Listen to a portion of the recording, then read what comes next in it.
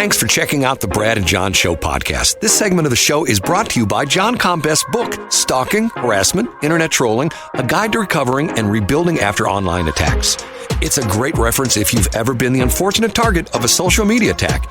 It's available on Amazon. Just search John Combest. That's C-O-M-B-E-S-T, John Combest, and the book will show up in your search results. Now it's time for another segment of the Brad and John Show. Can you handle it?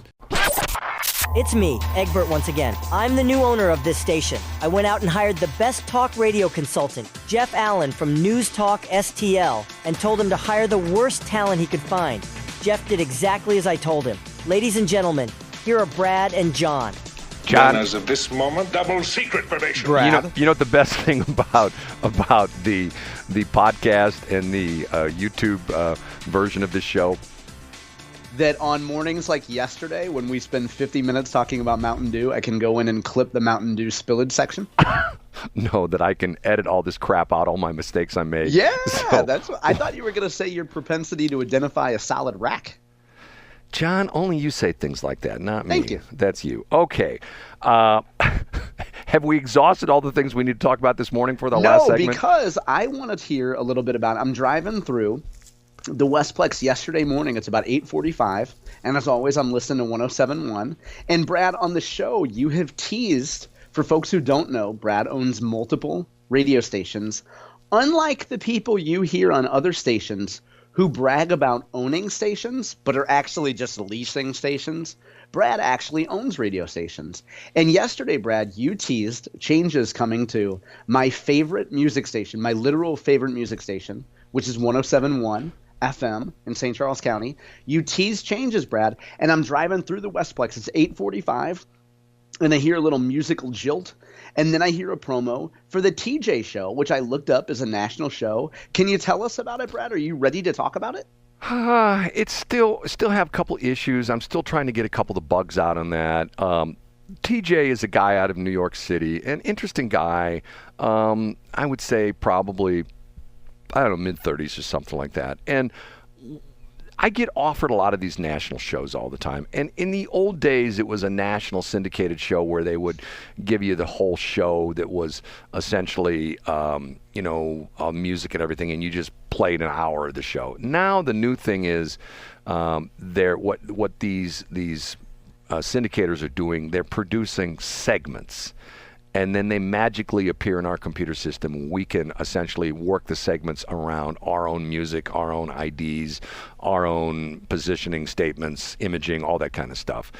And what was interesting with this one, this guy who contacted me used to be the producer for John Tesh. And John Tesh, I don't think anybody's running John Tesh in St. Louis. And John Tesh has been a radio guy for a long time. He does a really good nationally syndicated show. And this guy left to essentially promote this new show called The TJ Show. And once again, it's got sort of a cast of characters. And the interesting thing about it is he's just a normal guy. Doesn't have, not Mr. Radio voice, doesn't have the big deep voice, and that kind of stuff. And what's interesting about it is it's on multiple different formats, which means you can listen to it on a country station, you can listen to it on a hot AC station, which is what Westplex is. And there's something about the guy, and was interesting because I felt that this guy is a real human being. And he comes across that way. And I sort of resisted doing like a syndicated show on Westplex, tried to keep it local. And that's why Shelly and I did the show. And unfortunately, Shelly, I think she's listening right now. Shelly has some, health issues, and she just couldn't continue doing the show. And that's how you and I ended up doing this show. Yeah, I was listening the day that you guys made that decision. Go ahead. Right. Well, I'm trying to, do some good things with Westplex. And the interesting thing about this is TJ and the guy who syndicates, Scotty, these guys are radio people. And I mean in the respect that they get what the business is. The business is ultimately someone on the radio talking, and someone, or hopefully lots of someones out there in the audience, identifying with that person. to the point where you feel like it's your friend. You feel like it's somebody you're having coffee with or somebody you're having lunch or dinner with. It's that kind of an experience. And I listened to the demos of the show, and quite honestly, I thought to myself, you know what, I give it a shot. And the deal I did was I essentially said to Scotty, the guy who's promoting this, I go, look, there's going to be some integration issues, which I'm still having. We had some problems yesterday with it, and that's why I don't really want to talk a lot. And quite honestly, the problems are not on their end. They're on my end because of the fact that behind the scenes, people don't get what goes on in a radio station now, as opposed to the longshoremen. The radio stations of today are highly automated and some pretty sophisticated computer systems. I'm sitting in a room right now that has a rack with 6 different satellite receivers in it and all sorts of different things, which essentially all come down to one stream that comes out to, the transmitter and through the streaming and stuff like that. And essentially, it's all integration issues. It's how do we make this whole thing go together? Long story made short, I think the show's got some potential. And once again, the guy comes across as a real person. And he's not a phony. He's not, and once again, once upon a time, I liked Howard Stern because he was a real person. Howard Stern's a phony now. He's just a big phony. How you go from being the guy who's fighting the man to being the man, if you know what I'm saying, I do. You know what? And I was thinking of that. Let's go back to the first segment. I was thinking of that when we were talking about Ann Wagner. And, I was the one, and I'll take responsibility here, for on our show talking about the fact that I think she's going to retire.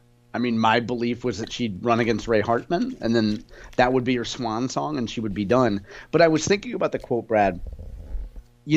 Live like die. The quote is, "Die a hero or live long enough to see yourself become the villain."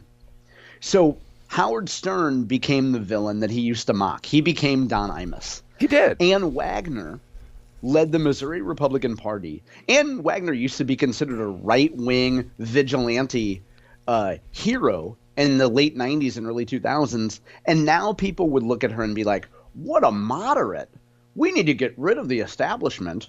So eventually people see you as a villain, even when coming up you were a hero. So I would apply that exactly to what you're saying about Howard Stern, Brad. He became what he mocked for years. Right, exactly. And the sad part of that is that to me he's like, he's a phony baloney. To the point where and once again, I hope that my last day on earth is I'm being productive citizens. I'm I'm fixing the transmitter, or I'm talking with a client. That's how I want to die.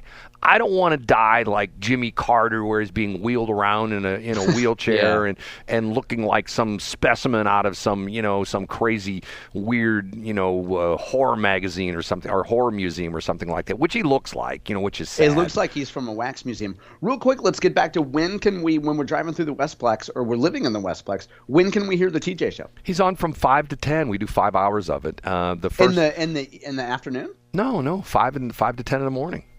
Wow. Yeah. Now, for folks who don't know, I went to Westplex 107.1 this morning, Brad, actually, and I clicked on it. I clicked on live stream, and it sent me to God Squad. John, do you really want to get into this? No, I'm not. I'm not being. If folks listening, I usually set up like a joke or a punchline, but I wanted to see if you guys were streaming Westplex 107.1, and for the streaming link, it sent me to God Squad, and I heard religious music this morning. I'm going to put myself in a weird position where I'm going to tell this story, and there are going to be some people who are going to go, okay, I'm done with this show. That Brad guy is just the weirdest dude in the world, okay? I'm ready. Okay, I got 5 minutes to tell this story, okay? I have become, maybe it's because I'm getting up there in years, and what's interesting about it is through the years, people have asked me what religion I am, and I've told them I don't know. And people will go, how do you not know? Because my mom, the hippie before hippies were hippie, my mom took us to all sorts of different churches. And I don't know why. It's just her thing. And I never had a problem with it. We went to this church, went to Lutheran church, went to this Baptist church. You go to drive-ins for Easter service? We went to drive-ins for Easter service at the North Drive-In. I have no idea what denomination that was. Have no idea whatsoever. Okay, And the interesting part of it is that I got very, very, very frustrated with the fact that what I would see, and from, once again, you and I being North County boys. I mean, I lived on a street, and I think you told me the same story. I lived on a street where I think we were the only non-Catholic We were the only Protestants on my street. Right. Well, I think we were the only non-Catholic family on our block. And to the point where my mom used to always rail, and once again, I'm going to PO some Catholic people. My mom used to always say, "Oh, those Catholics, they can murder people. Then they just go to confession. Everything's good." And my mom would instill in me, she would say, "That's not what God is." She would tell me that, she would say that you can't just do all sorts of bad stuff and go to the priest and say, "Gee, I'm sorry, God," my son, you've sinned and your sins are forgiven. I mean, see, that's how I get this crazy weird thing, okay? Flash forward to today, okay? There is someone who I'm not going to talk about who, once again, I think has made a Howard Stern transition from a point of when they were young and hungry and wanting to start a church, and that's 10, 11 years ago, and now have gotten to the point where they have a church, and I think they have totally lost sight of what's happening with this. I see this, the whole non-denom kind of situation. I recently had a discussion with a woman who told me the story, and I'm not going to give, who this is or what church this is, about how her daughter decided she was trying to come out of her shell, and her daughter wanted to be part of the, I guess they call it the spirit team or whatever. It's a group of young people that get up in a choir and sing in front of the group and stuff like that. And she was demeaned by the other girls. "Oh, you're not as good of a singer. We're going to put you in the back row where there's no microphone." I'm thinking, isn't that exactly what church is not supposed to be? Yeah, you're right, Brad. Where it seems that way. You're going to a place where people are judging you. And once again, even though I am a pastor and I've done weddings before, my knowledge of the Bible is very limited, but I have these key things that stick out. Thou shalt not kill. Okay, I get it. Let he was out sin cast the first stone. So in other words, you're not. Yeah, basic principles and teachings. Right, not judging. You should be non-judgmental because the man upstairs is the judging thing. Long story made short, I have been frustrated by the fact that this big company called Educational Media Foundation and locally Gateway Creative Broadcasting has put on these contemporary Christian radio stations and making boatloads of money, and yet most of the FCC rules that I have to abide by do not apply to them because they're non-commercial. So my goal is, quite honestly, I want to buy another radio station. And I want to put God Squad on it. So for the time being, God Squad is just being streamed. You can go to GodSquad.cloud, and already I'm getting pushback. People are going like, "You're making fun of God Squad. That's not very nice." I go, "Why isn't that nice?" "Well, it's sort of stupid. God Squad." Okay, who you going to call? God Squad. You got a problem? God Squad. You not feeling well? Listen to God Squad. Okay? God Squad shows up in the God Squad mobile. Once again, I want to have the God Squad mobile. I want to have an old police car, a black and white, have God Squad on the side. Ooh, I like that. Or you could see maybe a Father Time. I don't know. Is he still alive? No, he's been long. Did he bite the big one? Yeah, he's the father of two of my ex-employees who are just wonderful, John and Mike Pagano, wonderful people. So anyway, the God Squad thing is, Pastor Brad, and I've talked about this, we have the prayer line, and I started, once again, I started this and people made fun of me. It's serious. We have a phone number. I think it's running. I have to double check it. You make fun of me because I talk about things for 2 weeks and then I forget about it. But we have the I'm sorry line, 557 I'm sorry. You can call up and you can say you're sorry to people. Or if you want a prayer from me, 25 God Squad. Call that line right now and leave me a message and I'll pray for you. So in other words, what I'm doing is, am I making any money at this? No, not a damn penny. But and am I I'm in a fancy new church? Do I have a video wall behind me? No. But yet, do you have skinny jeans and a Nickelback band behind you? I do not. I have none of those. No. and I don't have an escalator, in our church. I don't have all the fancy stuff that people have. I don't have a building that is underutilized because, to me, if I'm the 24/7 kind of guy. I drive by churches all the time, on a Tuesday and there's nobody in the parking lot, I'm thinking to myself, what a waste of your real estate that is. I know. And when you finally close on that facility in Meacham Park, you'll give us the address and the office hours. John, say goodbye.